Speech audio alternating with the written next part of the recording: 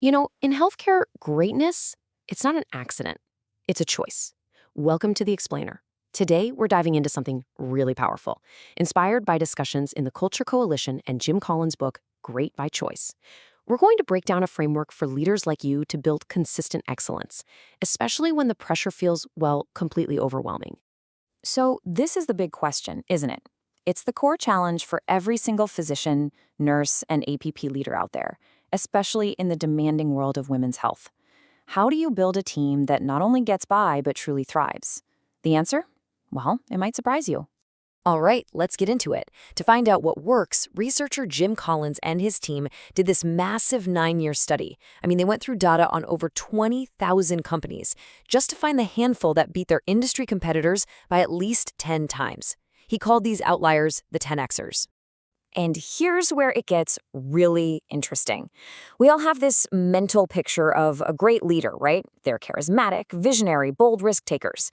But when Collins and his team actually looked at the cold, hard evidence, the data told a completely different story. This slide really says it all, the myth versus the reality. The top leaders, these 10Xers, they weren't defined by their charisma or their appetite for risk. Not at all. Their success was actually built on 3 very specific behaviors: fanatical discipline, empirical creativity, and something called productive paranoia. Let's unpack what each of those really means. Okay, first up, fanatic discipline. This is really the foundation, the bedrock for building greatness in any kind of clinical environment. Now, let's be clear, this is not about being a rigid micromanager or just blindly following rules. Think of it more like having a powerful internal compass. It's this deep, unshakable commitment to your mission that keeps you and your team on course, especially when things get tough. Collins has this fantastic analogy for this. He calls it the 20-mile march. So imagine 2 teams racing to the South Pole. One team decides to march a consistent 20 miles every single day. No more, no less. The other team, they push themselves to exhaustion on the good days and then just stop when storms hit. Guess who made it? The consistent team. The erratic one? Well, they didn't. So for leaders in women's health, this means setting a sustainable pace for your team. It's about refusing to skip safety checklists, even on the busiest labor and delivery shift.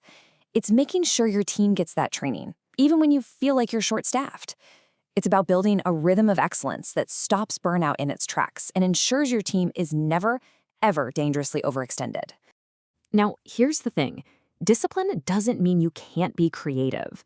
Actually, it does the opposite. It channels creativity in an incredibly powerful way. And that brings us to our second principle: empirical creativity. This is all about grounding your big, innovative ideas in the real world. In healthcare, this is absolutely huge. It means your decisions to innovate, to try something new, are driven by actual proof and data, not just a gut feeling or whatever the latest trend is. And this idea of fire bullets, then cannonballs, just captures it perfectly. See, 10X leaders don't just bet the farm on some untested idea. No way. First, they fire bullets. These are small, low-risk tests to see what actually works. And only when a bullet really hits the mark do they load up the cannonball and commit their resources to that proven concept. Just think about how this applies in your world, right? It's about piloting a new care pathway on one floor, not rolling it out across the entire hospital system at once. It's about using patient outcome data to really justify a change in protocol. This way, you can innovate and improve care without putting your team or your patients at unnecessary risk. Okay, so you've got discipline, you've got data-driven creativity. That builds a really strong foundation. But the final piece of this puzzle, that's what prepares you for the inevitable storm. And that piece is productive paranoia. So this isn't about being anxious or fearful all the time. It's about strategic foresight. It's that little voice in your head that's always asking, what if? It's the discipline of looking ahead, anticipating challenges, and building up your resilience so you can handle those unexpected shocks to the system. This is such a great example. You've got Bill Gates back in 1991. Microsoft is basically on top of the world, right?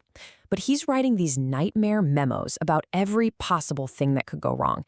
He was constantly scanning the horizon for threats and building buffers to absorb those future shocks. In the high-stakes world of women's health, this kind of foresight isn't just nice to have, it's non-negotiable. It means building up your buffers in staffing and supplies. It means having a real contingency plan for a crisis, like a sudden surge in the L&D unit. It's about proactively hunting for patient safety risks. And that's what separates crisis from control. So these three behaviors, they don't work in a vacuum. It's when you combine them that you get this incredibly powerful recipe for leadership and for true greatness in patient care. It really is this combination that creates greatness. The fanatic discipline gives you consistency. The empirical creativity makes sure your innovations are smart. And that productive paranoia, it ensures you can survive the unexpected. Put them together and you create teams that don't just withstand immense pressure, they actually get stronger because of it. And that's why this really matters to you.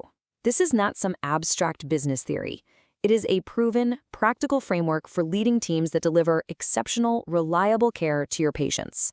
It's how you achieve and, maybe more importantly, how you sustain excellence in patient outcomes, no matter what challenges are thrown your way.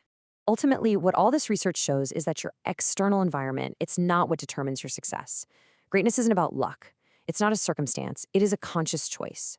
So by choosing to lead with discipline, creativity, and paranoia, you're choosing to build something truly great and lasting for the patients and the communities you serve.